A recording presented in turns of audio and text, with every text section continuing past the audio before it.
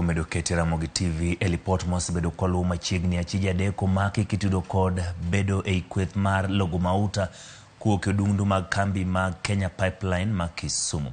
Achije go maki bang' ka nyocha ogogi gono e bur moro mokuny ne logo mauta kar dak malolwe kendo nonro dhi nyime ka penjo maduong' en kaka kuma kamano ne ochakore kendo kaka ne itime. Millicent Adhiambo miyowa ler mathoth. Ma en kalore kod nonro manyocha itimo bang' obila kod jopiny fwenyo ni nitie kaka achudh moro ne othedho kendo chomo odundu mar logo mauta kochomo dalane nyaka itangi mar dag taka kowuok e odundu mar kambi mar mauta Kenya Pipeline.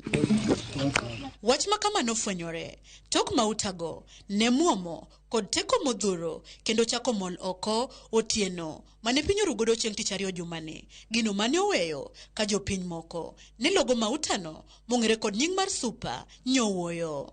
Bang' obila ne chopo kanyo kendo yudo ka weg dalano ne oseyuyo ng'wech mandach gi ok nen. Ne gichako timo nonro matut ewi kuo mar mauta no kendo achije adek sani koro osendhi mana kaka ilero kod OCPD ma Kisumu Central Peter Mulai. Tulishika watu watatu ambao walipelekwa jana kotini na tulipata miili mbili ambazo zilikuwa zimekufia hapo ndani na zote tumepeleka Ramogi Odinga mochari ikingoja kuwa identified na pia ikingoja kuwa kufanyiwa postmortem to ascertain exactly the cause of death. Hiyo kesi bado inaendelea na uchunguzi. Ni ile kitu tunataka kuambia wananchi ni kwamba hiyo crime ni hatari, unaweza fungwa maisha ama unaweza kufa hata pale ndani kwa ajili ya mafuta ni hatari.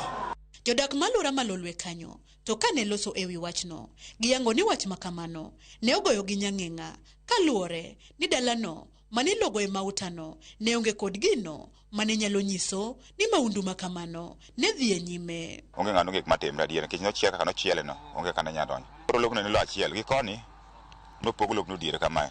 Koro constructor mone tima ne gedo the other side kata gin begi negi kia gima timbe the other side. Na wabuoka inya kwa neno ka fuel wuok kanyo koro wan wang'e ni maybe pipe ema olepoka. To nok wang'e ni gima kamano nyalo timore iye kanyo. Nikech ka jomo osebedo wa kanyo ko kwang'eyo kata nasebet kama tin to kwang'eyo gi.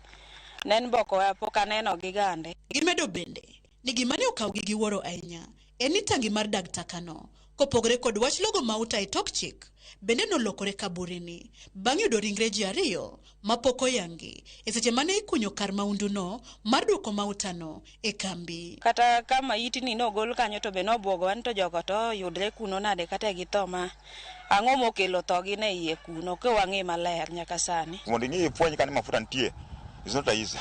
For the people who have experience about these things and this is not the first time. Kata pan kata kijana moto jende motogi. Okapan mamargi lakini makore ndalagi mar prang'wen osechopo. E seche manono pod dhi nyime ringre ji ariyogo mane ude dag takano ne oseter kar kano ringre ma Ramogi kama girito e bero. Achudhe adek mane osendhigo igeno ni biro chwal e nyim doho bang' ka jang'ad bura maduong' Chief Magistrate Dickson Onyango osebiro puodho andika mar obila mochung' ne nonro no madwaro mondo odin ne achijego kuom ndalo 14 mondo konygi e timo nonro kapok orang buchgi kendo ng'adnegi bura. Bende achich machielo maitudo kod maunduno mar logo mauta e tok chik pod nitie ng'wej pondo kuma obila pod luwo ndache. Millicent Adhiambo, Ramogi TV, Kisumu County. Erokamano Millicent, wang'ado tong' wadhi e kaunti ma Mabei piny